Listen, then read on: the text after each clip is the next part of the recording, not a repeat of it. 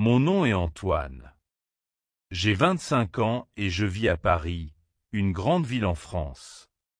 Depuis mon enfance, je rêvais de devenir architecte. Je regardais toujours les bâtiments autour de moi, leur design, leur structure. Je me demandais comment ils étaient construits et pourquoi certains étaient si beaux et d'autres, moins intéressants. Ma passion pour l'architecture a commencé quand j'étais petit, en visitant des monuments historiques avec ma famille. Chaque monument avait son histoire, et je voulais comprendre comment ils avaient été conçus et construits. Quand j'ai terminé le lycée, je savais que je voulais étudier l'architecture. Alors, je me suis inscrit à l'université pour commencer mes études. Le début a été difficile. Les cours étaient longs et parfois un peu ennuyeux. Je devais étudier des plans, des dessins techniques et comprendre des concepts complexes. Mais je ne me suis pas découragé. Je savais que cela en valait la peine. Les premières années à l'université ont été compliquées. Je travaillais beaucoup pour comprendre les théories de l'architecture. Il y avait aussi beaucoup de travail pratique. Nous devions dessiner des plans, créer des maquettes et imaginer des projets. Mais petit à petit, j'ai commencé à mieux comprendre les choses. L'architecture n'est pas juste une question de design.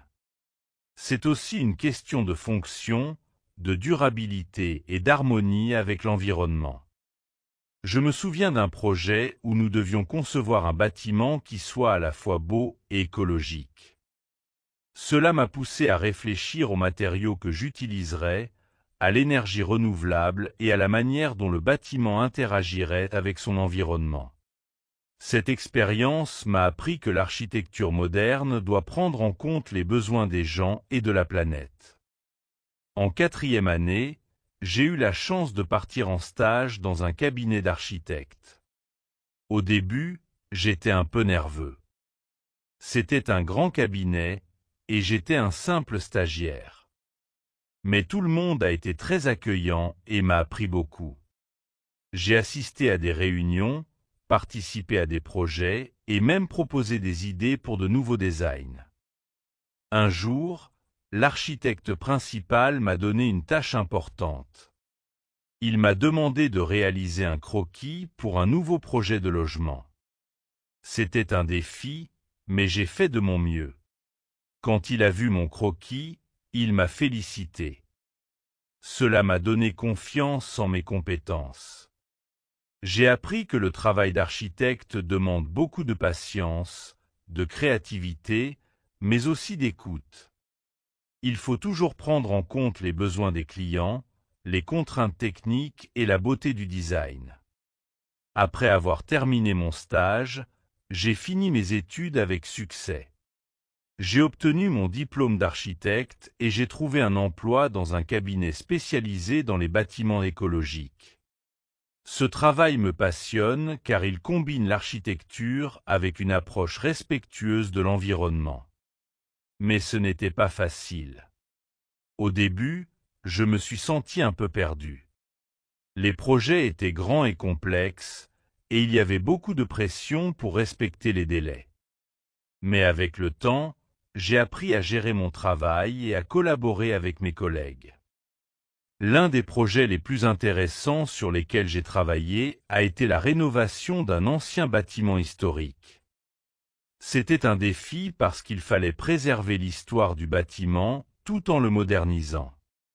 J'ai appris à travailler avec des artisans spécialisés et à comprendre les techniques anciennes.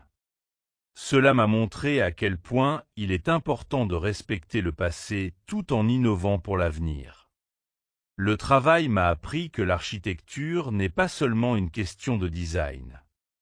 C'est aussi une question de responsabilité. Un architecte doit penser à l'impact de son travail sur la société et l'environnement. Je suis maintenant plus confiant dans mon travail, mais j'ai aussi réalisé que ce n'est que le début de ma carrière. Je continue à apprendre chaque jour, à chercher de nouvelles idées et à m'améliorer. Je sais que le chemin pour devenir un architecte reconnu est long et parfois difficile. Mais je suis déterminé à réussir. Mon rêve est de concevoir des bâtiments qui ne sont pas seulement fonctionnels et beaux, mais qui contribuent à rendre le monde meilleur. Je veux aussi donner de l'importance à la durabilité et à la protection de l'environnement. Je suis persuadé que l'architecture a un rôle important à jouer dans la construction d'un avenir plus vert et plus équitable. Un jour, je suis allé à une conférence sur l'architecture. C'était un événement important où des architectes célèbres parlaient de leurs projets. Cela m'a inspiré à réfléchir à l'avenir de mon cabinet. J'ai compris qu'il ne suffisait pas de construire des bâtiments. Il faut aussi penser à l'impact que l'on a sur l'environnement et sur la communauté. Cela m'a poussé à intégrer davantage de principes écologiques dans mes projets.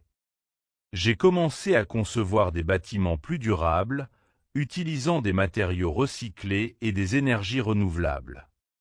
Cette nouvelle approche a non seulement attiré de nouveaux clients, mais m'a aussi donné un sentiment de fierté. Je savais que je contribuais à un avenir plus vert. En parallèle, j'ai commencé à organiser des ateliers pour sensibiliser les jeunes architectes à l'importance de l'écologie dans l'architecture. Il est essentiel que les nouvelles générations comprennent l'impact de leurs choix professionnels. Je voulais leur montrer que l'architecture peut être à la fois moderne et respectueuse de l'environnement. Petit à petit, mon cabinet a gagné en réputation, non seulement pour sa qualité de travail, mais aussi pour ses projets écologiques. J'ai réalisé qu'il n'y a pas de formule magique pour réussir. Il faut constamment s'adapter, apprendre et ne jamais cesser de chercher des solutions innovantes. Les années passaient, et je devenais de plus en plus occupé. Malgré cela, je m'efforçais de garder un équilibre entre mon travail et ma vie personnelle. Je passais du temps avec mes amis, ma famille, et je m'assurais de prendre des moments pour moi. C'était important pour moi de ne pas me perdre dans le travail. L'architecture est ma passion, mais il faut aussi savoir se reposer et profiter de la vie. Au fil des années, mon équipe s'est agrandie. Nous avons commencé à travailler sur des projets de plus grande envergure, comme des centres commerciaux et des complexes résidentiels. Ces projets étaient plus complexes, mais aussi plus excitants. Chaque jour, je me levais avec une nouvelle énergie, prêt à relever de nouveaux défis. En plus des projets professionnels, j'ai décidé d'organiser des expositions sur l'architecture durable. Je voulais partager mes idées et mes expériences avec d'autres professionnels et le grand public. Cela m'a permis de créer des liens avec des personnes partageant les mêmes valeurs et la même vision. Il n'a pas été facile de jongler entre toutes ces responsabilités, mais j'ai appris à organiser mon temps de manière efficace. Je savais qu'il était essentiel de déléguer certaines tâches à mon équipe pour pouvoir me concentrer sur ce qui comptait vraiment. En parallèle, j'ai également commencé à voyager davantage pour m'inspirer de différents styles architecturaux dans le monde entier. Chaque pays, chaque ville a son propre caractère, et cela m'a beaucoup enrichi en tant qu'architecte. Je suis allé au Japon, où l'architecture minimaliste m'a fasciné. J'ai visité l'Europe et observé comment les bâtiments anciens sont préservés tout en étant modernisés. Ces voyages ont nourri ma créativité et m'ont permis de concevoir des projets encore plus uniques. Avec le temps, mon nom a commencé à être reconnu au niveau international. J'ai eu la chance de travailler sur des projets dans d'autres pays, ce qui a été une grande expérience pour moi. Je me suis rendu compte que l'architecture, comme toute autre profession, est une aventure continue. Il y a toujours de nouveaux défis à relever, mais aussi de nouvelles opportunités à saisir. Je suis reconnaissant pour tout ce que j'ai accompli. Mon cabinet a maintenant une solide réputation et je suis fier de la direction que nous avons prise. Je me souviens toujours de mes premiers jours en tant qu'architecte, quand je doutais de moi-même.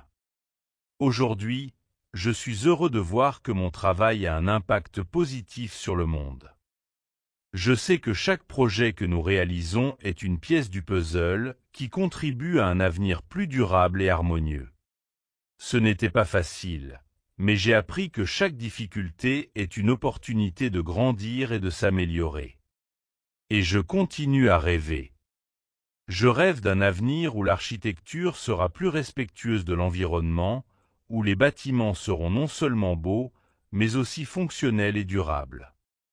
Je veux continuer à inspirer les autres à travers mon travail, à leur montrer qu'il est possible de réussir tout en respectant la planète.